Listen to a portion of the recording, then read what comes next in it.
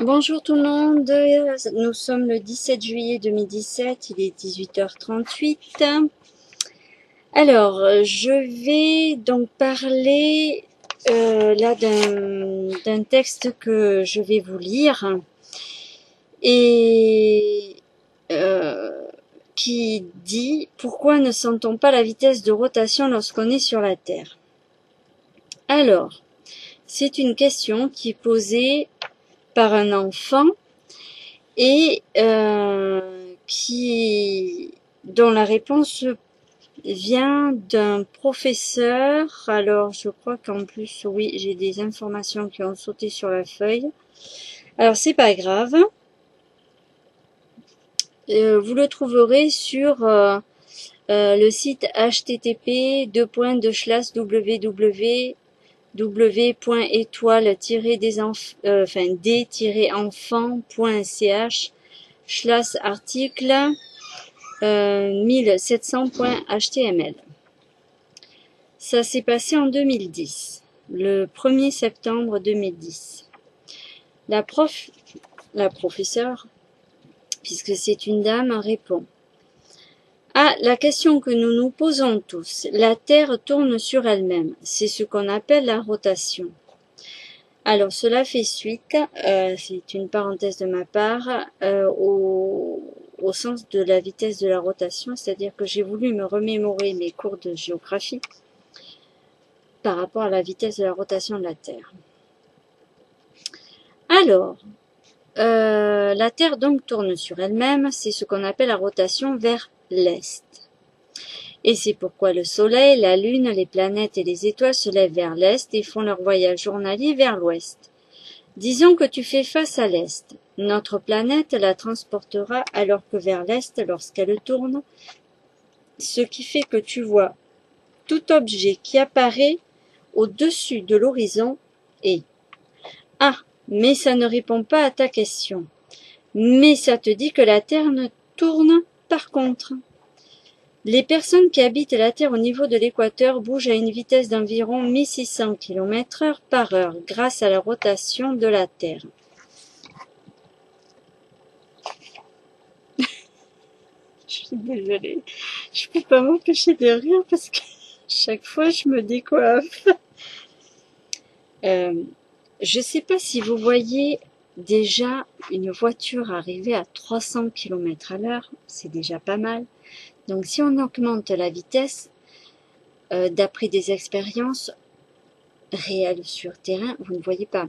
Vous savez, il y a une histoire de véhicules à grande vitesse. D'ailleurs, je crois qu'il y avait un présentateur, animateur. C'était Vincent Perrault. Je crois qu'il avait fait ce test avec la voiture, vous savez, sur le... Je crois que c'était une plateforme désertique à base de sel. C'est en Argentine qu'il y a ce plateau-là. On va très très vite. Je sais pas pour vous, mais même une grosse boule, quelle que soit sa taille, à 1600 km/h, ça fait du bruit. Hein. Ça décoiffe aussi. Même les arbres. Je suis désolée.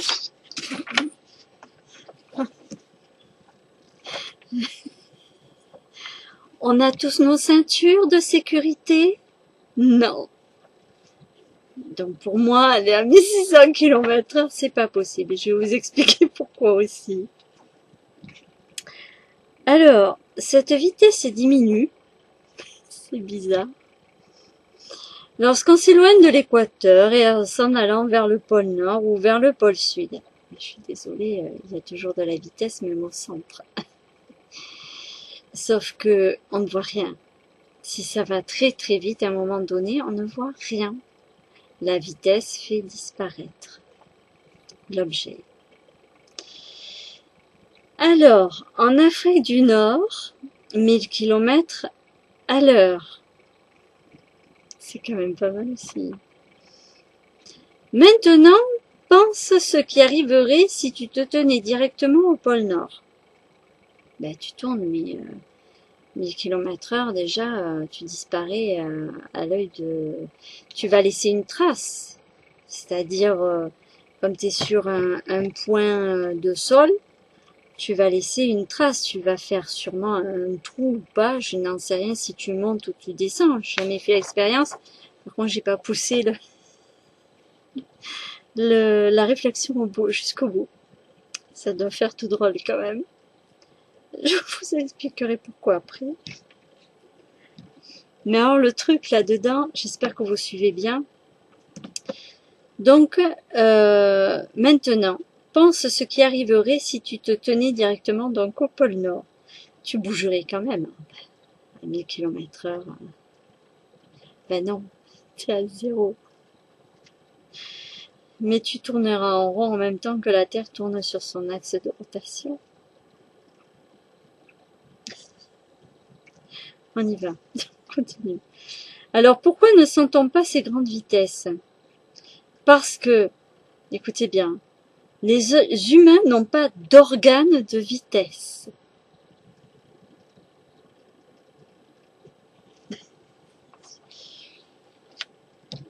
Oh purée. Qui pourrait vous dire qu'il y a changement de vitesse qu'on appelle vitesse absolue.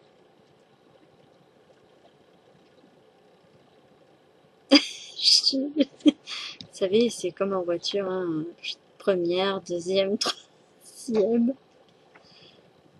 Mais bon, nous n'avons pas d'organe de vitesse, nous ne ressentons jamais la vitesse. Donc il nous est impossible à nous, humains, de ressentir la vitesse. C'est ce qu'on m'a soutenu encore, alors que j'ai partagé avec d'autres personnes, parce que pour moi c'est évident, pour avoir fait des expériences dans la vie, d'avoir fait observation en plus, je me dis, là il y a comme un gros souci. Alors, tu peux seulement dire à quelle vitesse vont les objets les uns par rapport aux autres. Et tu peux sentir une vitesse si tu ralentis ou tu accélères. On n'a pas d'organe de vitesse. Donc, on ne peut pas sentir la vitesse. Et là, on sent la vitesse si tu ralentis ou tu accélères.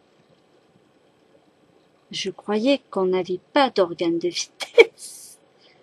J'ai loupé un épisode? Non, parce que vous avez bien entendu, bien écouté ce que je viens de lire. Donc on n'a pas d'organe de vitesse, mais quand il y a changement de vitesse, hein, on peut sentir quand même une vitesse si tu ralentis ou si tu accélères. Donc on a des organes de vitesse. Je vous laisse en juger. Bref. Mais nous ne pouvons pas dire si nous faisons juste bouger à une vitesse constante s'il n'y a pas quelque chose d'autre qui nous en donne un indice.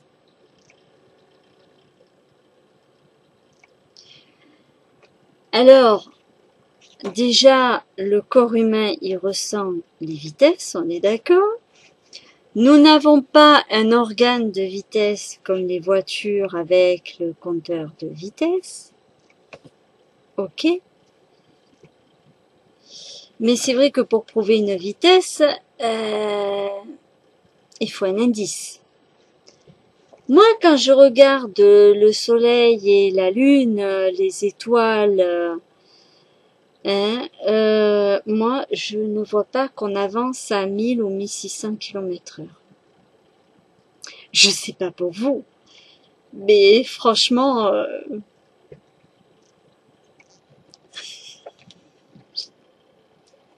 bref, il y a des fois, ouf, là là. Pense à ceci. Suppose que tu es dans une automobile qui roule sur la route. Comment peux-tu dire à quelle vitesse elle va? On a le tachymètre, peut te dire à quelle vitesse tournent les roues, bien sûr. Mais si l'automobile est immobile sur de la glace, les roues tournent pour quitter la glace et tu ne bouges toujours pas, bien sûr. Tu es sur une plateforme qui bouge, elle, mais toi, tu es immobile. Mais quand tu es sur la Terre, que tu marches sur la Terre et qu'on compare la Terre à un véhicule, tu marches sur la Terre seulement. dans une automobile où tu es assis, c'est sûr que tu es immobile, tu ne peux pas marcher, tu peux pas courir, tu peux pas sauter. Tu es immobile. Ok. Alors, je cherche pas à me moquer, mais franchement, waouh, c'est flûte.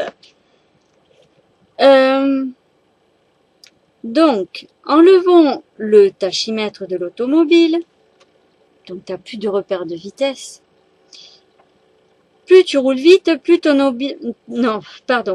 automobile vibrera. Ce qui te dira que l'automobile travaille très fort.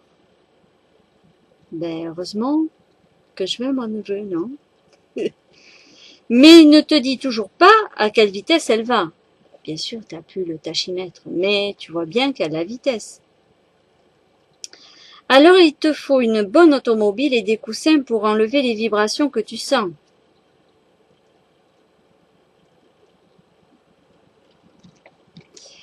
J'ai essayé des voitures neuves. Les voitures neuves, au départ, c'est vrai, ça fait sur tapis moquette, mais bon, quand il y a des bosses, je suis désolée, la vibration, elle est là, et t'en as même qui sont tellement grands qu'ils se cognent la tête contre le toit de la voiture. C'est un petit gag pour avoir vécu ce genre de situation. Bon, attention, je suis pas de maître, mais bon. Alors, assure-toi d'avoir des bouchons pour tes oreilles pour ne pas entendre les bruits qui pourront te distraire. Donc, c'est comme si on te mettait dans une chambre noire, aveugle, sourd, comme ça, tu n'entends rien, tu ne sens rien. Tu ne vois rien, tu n'entends rien, mais tu as toujours le nez pour sentir. Oui, parce qu'il faut savoir quand même que la vitesse crée une chaleur, crée une odeur, un parfum. Vous avez jamais senti un pneu chauffé? Ça sent mauvais. Bref, même le moteur d'ailleurs, quand il est chauffé, ouf. Bref, alors, donc, et peins les fenêtres de l'automobile en noir pour que les objets à l'extérieur de l'automobile ne t'influencent pas. N'oublie pas que puisque la Terre tourne sur elle-même, tout objet sur la Terre tournera à la même vitesse. Si je remonte en hauteur, nous avons 1600 km à l'heure à l'équateur, mais si on va en Afrique du Nord, on est à 1000 km/h.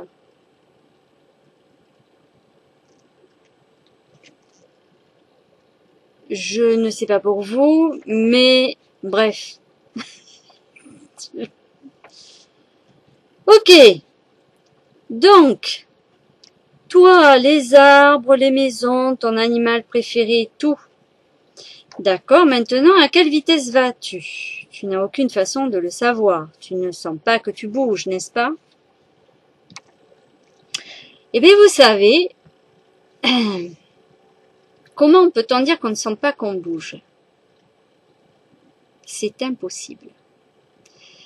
Pour deux exemples. Quand vous allez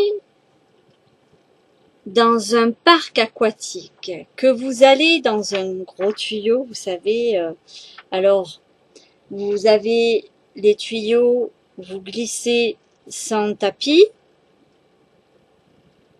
bien qu'il est recommandé d'aller sur tapis, et vous avez quand les fameux boudins. Alors, j'ai fait, il y a un petit moment maintenant, dans ces grands tuyaux, dans le noir et pas dans le noir. Alors, je mets au défi ceux qui vont me dire que vraiment ils ne sentent pas la vitesse quand ils sont dans le noir, qui glissent sur l'eau. Parce que vous tournez sur vous-même, Alors déjà, vous êtes perdu un peu dans l'orientation parce que vous êtes la tête qui tourne à cause de la vitesse de l'eau, de la chute et du niveau de pente, bien sûr, du tuyau. Et avec le tapis, je vous raconte pas. Avec le tapis, c'est encore 2 fois plus vite. Non, non, on ressent jamais la vitesse. Quand vous faites de la vitesse, quel que soit le support, de toute façon, vous avez du vent. Donc, on n'a pas d'organe de vitesse. Mince. Alors, on ne peut pas dire qu'on ne sent pas qu'on bouge. Quand on est dans une voiture, qu'on peint, c'est faux. On ne sent pas la vibration, mais on sent la force centrifuge. Ouais, c'est tout nouveau, ça vient de sortir. Je fais concurrence à la gravité. Alors, gravité a plusieurs sens. Alors, tu te sens comme si tout était au repos. Oh là là, c'est faux. C'est-à-dire que rien ne bouge. C'est faux puisque j'ai fait aussi du manège. Et quand on est dans le noir, le manège, on sent la vitesse. Non seulement on a la respiration qui s'accélère, mais en plus de ça, on a la tête qui tourne. On est presque, on va dire, pas tout à fait désorienté, mais voilà. Et vous avez des gens qui supportent pas, qui vomissent. Donc ils sentent bien la vitesse, la force de la vitesse. D'accord? Donc on vient ne pas me dire qu'on ne sent pas la vitesse. C'est pas possible. C'est-à-dire que rien ne bouge, voilà. C'est ce qui explique que les humains n'ont pas la capacité de mesurer ce qu'on appelle la vitesse absolue. Je n'ai jamais étudié la vitesse absolue dans mes cours de primaire. Ça pond. Alors, comment sait-on que la Terre tourne sur elle-même si nous ne pouvons le sentir? J'ai fait un manège à plateau. Rotation. Immobile. Et on sent la vitesse. Pour vous dire, je suis ressortie. J'ai la tête qui tourne comme la vitesse ronde. Donc vous vous rendez compte à 1600 km/h avec la planète? Alors écoutez, je vais me faire un coiffage, je sais pas. J'ai même pas besoin d'aller chez la coiffeuse. Je suis directement coiffée. Les arbres aussi. La pelouse sur notre terre, pareil. Attendez, je tombe. Oh, purée. J'ai la tête en bas. Il y a des moments. Alors, comment sait-on que la Terre tourne sur elle-même si nous ne pouvons le sentir? 3 expériences peuvent expliquer comment les humains ont découvert que la Terre tourne. 1. La première expérience date de très longtemps et tu peux l'observer toi-même. C'est celle que j'ai expliquée au début. Nous observons la nuit que les étoiles se déplacent dans le ciel et ce, de l'est vers l'ouest. Oui, oui. À 1600 km/h. Ceci est un bon indicateur que la Terre tourne. Admettons que la Terre est un dôme en haut, en bas, d'accord, et que la Terre n'a pas la forme ronde comme on nous l'a décrit pour être ronde parfaite, mais que ce serait un gros caillou comme j'avais dit et disons partagé dans mes questionnements. Pourquoi la Terre n'aurait pas la forme d'une grosse météorite à l'époque où j'étais encore dans cette vision globaliste? Alors, ceci est un bon indicateur que la Terre tourne. En suivant le mouvement des étoiles, les astronomes ont pu calculer qu'une rotation complète de la Terre est de 23h56 à 1600 km/h. aux 1000 km/h. Excusez-moi, mais ça défilerait très vite. Hein. On n'aurait pas une journée de presque 24 heures. Hein. Je ne sais pas pour vous. Bon. Deuxième point, l'expérience du pendule de Foucault. Donc elle met un lien du site, le pendule. Et la force de Coriolis, c'est cette force qui régit le mouvement de rotation de l'air et de l'eau, comme des ouragans par exemple, ou simplement le mouvement de l'eau dans la cuvette de la toilette, des toilettes. On sait que le mouvement se fera dans le sens des aiguilles d'une montre dans l'hémisphère nord et dans le sens contraire des aiguilles d'une montre dans l'hémisphère sud. Ils n'ont pas trouvé autre chose. Fais l'expérience chez toi, rotationnellement tienne.